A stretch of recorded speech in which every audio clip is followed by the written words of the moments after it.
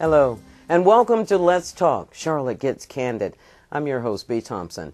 The topic of today's show will focus on teen dropouts and how one such group is working to keep the kids in school. Here today to discuss this topic are CMS Superintendent Dr. Peter Gorman, Police Chief Rodney Monroe, and Communities and Schools Director Bill Anderson. Welcome, gentlemen. I'm glad you could come and hang out with us today. Drops out, and then your part of the system has to see them. How much does that cost when we're seeing them go in and out of jail? Well, if you just look at day of incarceration, I mean, you're talking about well over $100 to incarcerate someone just for a day, and that's before you start looking at the cost for police to respond to a particular incident, for them to process that individual, the time off the street, what other activities are we not engaged in because we're dealing with individuals that may be engaged in crime. But when you sit back and you start looking at that perpetrator, there are certain enablers of crime that we have seen very clearly, whether it's poverty, education. You know, all of those things play a role in whether or not someone may be prone to be engaged in crime.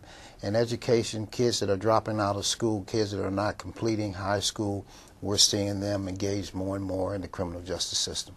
B, if I could add to that, the state of North Carolina came up with some data last year that March 2008, 68% of all the people incarcerated in the state of North Carolina were high school dropouts, and the cost for each person to spend a year in jail is over $25,000.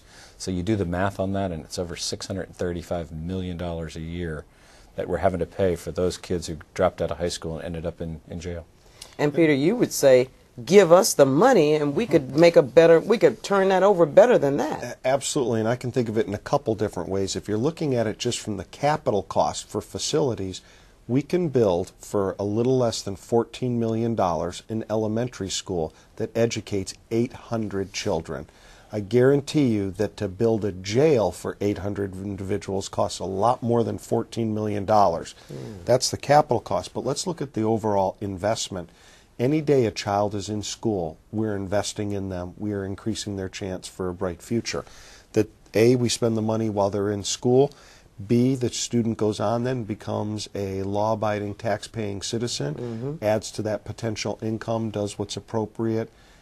We look at it this way. We can pay now or we can pay later, as the data Bill shared with you about dropouts going to prison.